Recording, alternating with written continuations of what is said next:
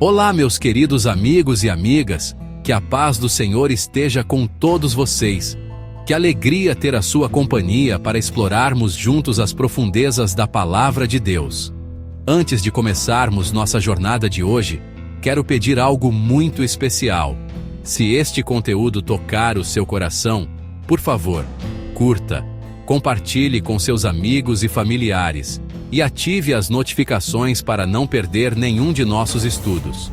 Sua interação é fundamental para que esta mensagem de esperança alcance mais pessoas. Vamos mergulhar juntos no fascinante capítulo 5 de Gênesis e descobrir os tesouros que ele guarda. Muitas vezes, quando abrimos a Bíblia em Gênesis 5, podemos sentir a tentação de passar rapidamente pelas páginas. À primeira vista, parece ser apenas uma longa lista de nomes e idades. Uma genealogia que pode parecer cansativa ou sem grande relevância para os nossos dias. No entanto, quero convidá-lo a olhar mais de perto. Este capítulo é como um mapa antigo, cheio de pistas e significados profundos. Ele não está ali por acaso. Pelo contrário, é uma ponte fundamental que conecta a criação do homem com um dos eventos mais dramáticos da história humana, o dilúvio, e nos ensina lições poderosas sobre a vida, a morte e a fidelidade de Deus. Este capítulo começa com uma afirmação poderosa: Adão foi criado à imagem e semelhança de Deus. E em seguida, nos diz que Adão gerou um filho à sua própria imagem e semelhança. Isso é incrível.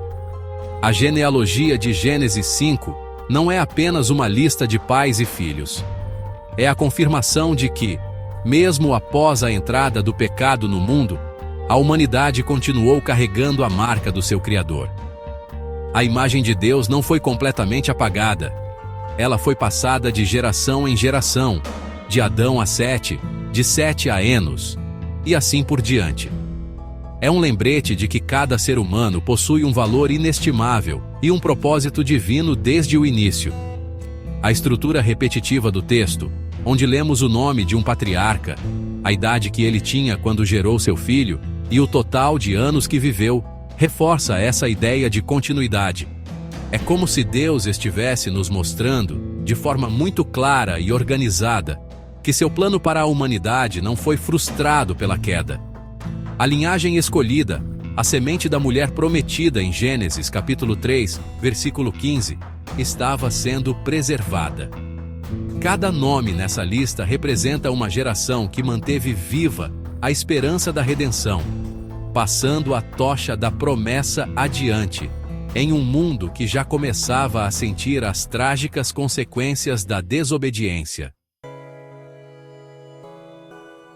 Ao mesmo tempo em que Gênesis 5 celebra a continuidade da vida e da imagem de Deus na humanidade, ele nos confronta com uma realidade dura e inevitável.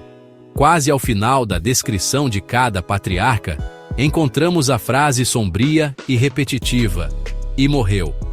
Adão viveu 930 anos e morreu. Sete viveu 912 anos e morreu. Enos viveu 905 anos e morreu.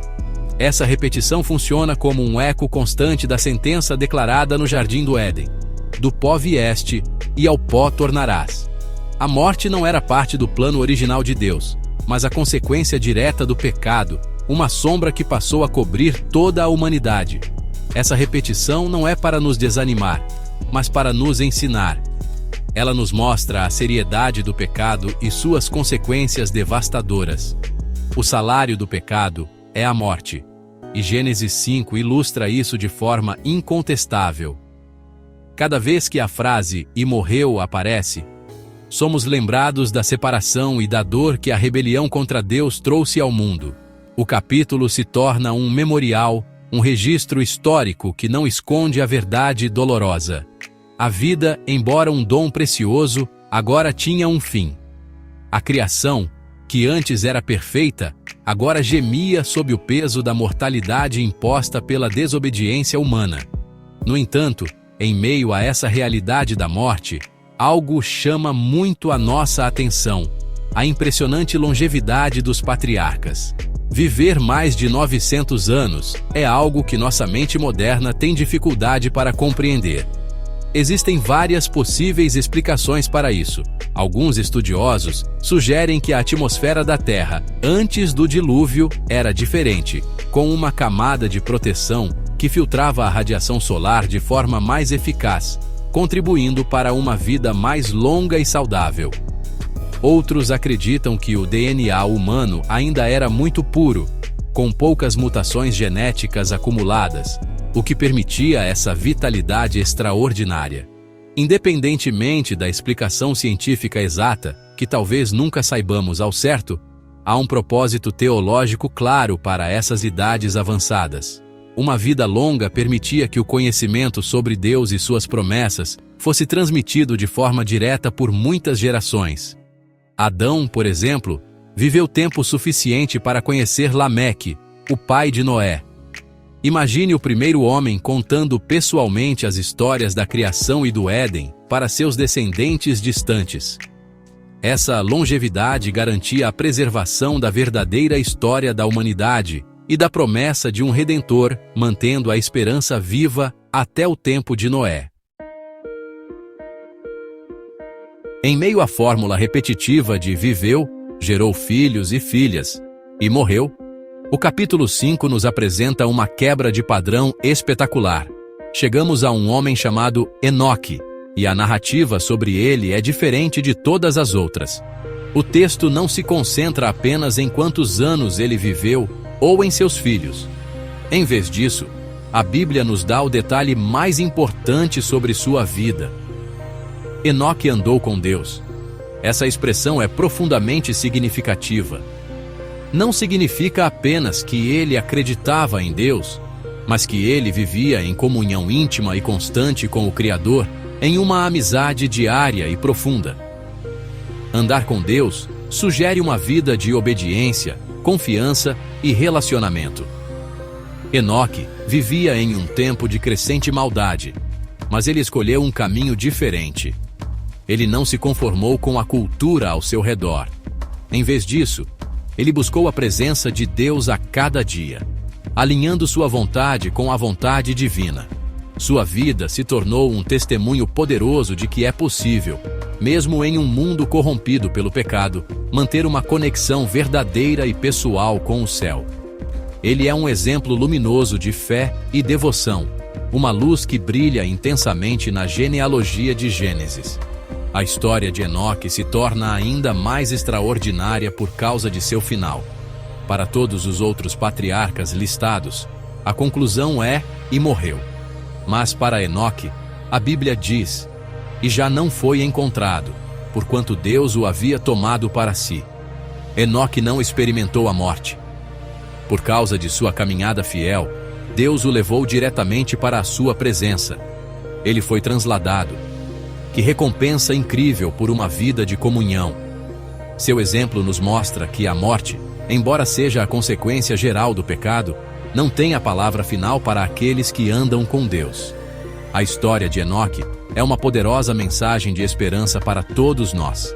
Ela nos mostra que o maior propósito de nossa existência é andar com Deus.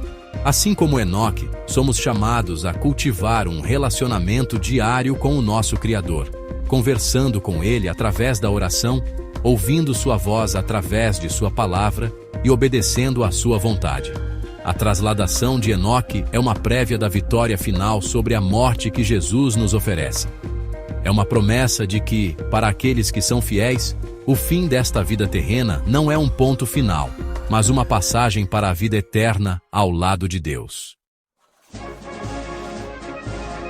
Depois da inspiradora exceção de Enoque, a genealogia continua, nos levando a figuras como Matusalém, o homem que mais tempo viveu, e Lameque.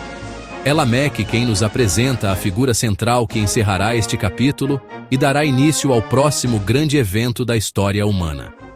Ao nascer seu filho, Lameque o chama de Noé, que significa descanso ou consolo. Ele profetiza, dizendo: Este nos consolará acerca de nossas obras e do trabalho de nossas mãos, por causa da terra que o Senhor amaldiçoou. Havia uma expectativa de que Noé traria algum tipo de alívio para a humanidade. Com o nascimento de Noé, Gênesis 5 completa seu propósito principal: conectar a criação e a queda com a história do dilúvio. Este capítulo não é uma lista aleatória, é uma ponte cuidadosamente construída.